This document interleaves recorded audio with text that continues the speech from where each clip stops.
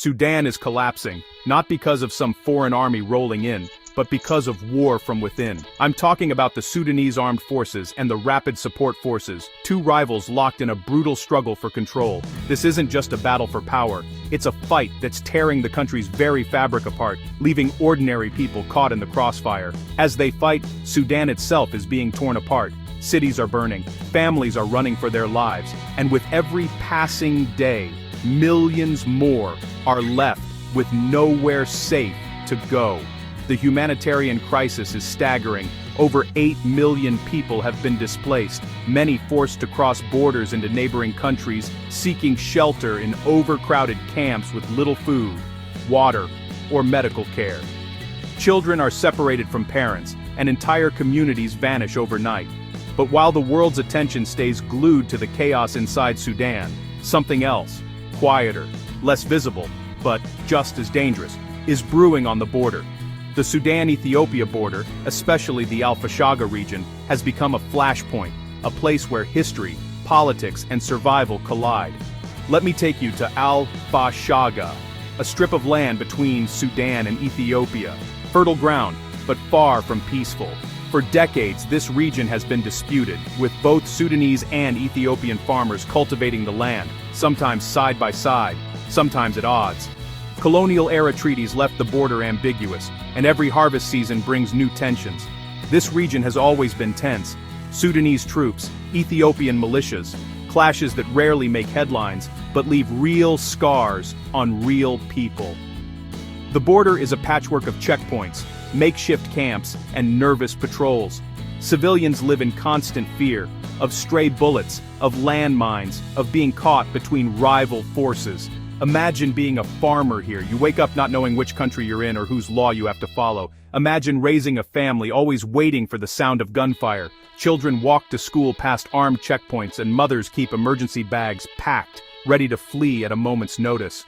The fields that once promised prosperity now feel like traps. But now, the nature of this conflict is changing. What used to be fought with rifles and old tactics is being transformed by modern technology. Drones buzz overhead, scanning fields and villages. Surveillance cameras and infrared sensors track every movement along the border. For villagers, the constant hum of drones is a reminder that they're always being watched, and that violence can strike from above without warning. Both sides are arming themselves with advanced firearms and military-grade equipment.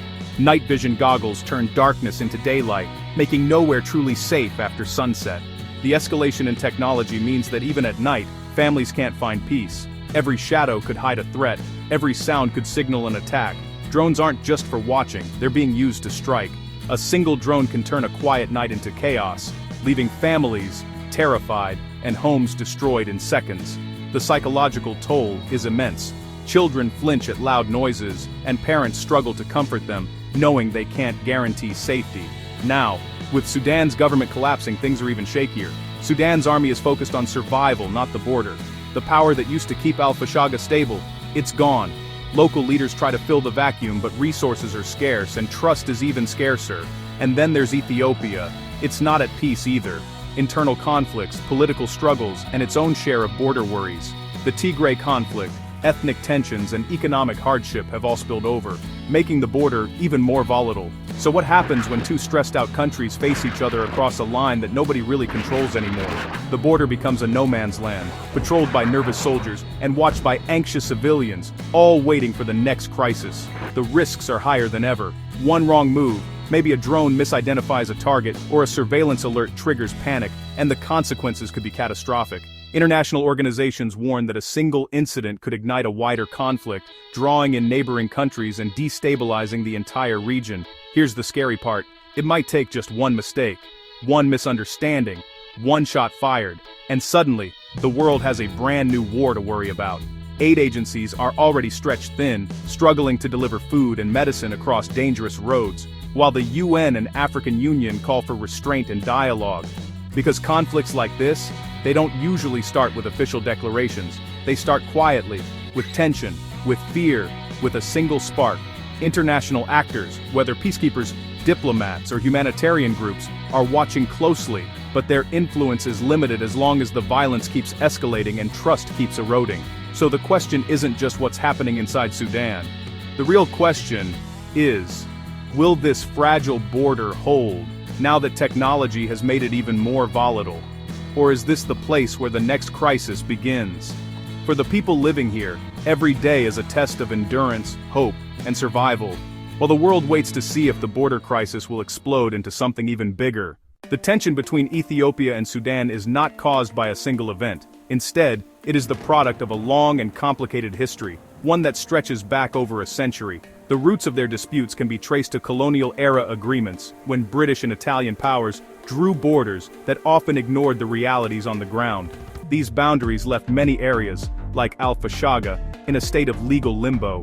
At the center of the current tension is the Al-Fashaga region, a fertile strip of land claimed by both countries. This land, rich in resources, has been farmed by Ethiopian communities for generations, even as Sudan asserts its sovereignty based on colonial demarcations. Ethiopian farmers have built their lives here, cultivating crops and raising families, often with little protection from shifting political winds. Sudan, meanwhile, maintains that Al-Fashaga falls within its internationally recognized borders, citing treaties from the early 1900s.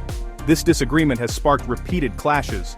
For example, in late 2020 and early 2021, deadly skirmishes erupted as Sudanese forces moved to assert control over Al-Fashaga, displacing Ethiopian farmers and leading to casualties on both sides. But land is only part of the story. The border is also a flashpoint for broader security concerns. Security instability is a major factor. The porous border has allowed armed groups, smugglers, and even refugees to cross with little oversight. When Sudan descended into internal conflict between the army and the rapid support forces, control over border areas weakened dramatically. This power vacuum made the region even more volatile. Uncertainty along the frontier grew, with local communities caught in the middle, sometimes forced to flee their homes or abandon their livelihoods. At the same time, Ethiopia has faced its own internal conflicts, such as the war in Tigray and unrest in other regions. These crises have stretched Ethiopia's resources and attention, making border stability even harder to maintain. As a result, both countries have increased their military presence along the border, not always to prepare for war, but to assert control and protect their interests. Underneath it all is a deeper issue: trust. Decades of unresolved disputes and sporadic violence have left both sides wary. Past clashes like those in 1995 and 2008 have left scars, destroyed property, lost lives, and deep suspicion. For local communities, the impact is profound. Villagers live with the constant threat of violence, and many have been displaced multiple times. Schools and markets are often abandoned, and families are separated by shifting front lines. Diplomatically, both governments have tried to negotiate, but talks often stall. International organizations, including the African Union and the United Nations, have called for restraint and dialogue, but progress is slow, so the tension exists for three main reasons. A disputed border, especially in Al-Fashaga, where both sides have historical claims and recent confrontations. Internal instability in both countries, with civil wars and political upheaval spilling over into the borderlands. And long-term mistrust, fueled by decades of unresolved disputes and painful memories of violence. Individually, none of these factors guarantees war, but together, they create a situation that is always on edge. For the people living here, daily life is shaped by uncertainty, never knowing when the next crisis might erupt. This is why the Ethiopia-Sudan border is often described as tense, not because war is happening now, but because the underlying problems, historical, political, and human, remain unresolved, and the world is watching, hoping for a peaceful solution.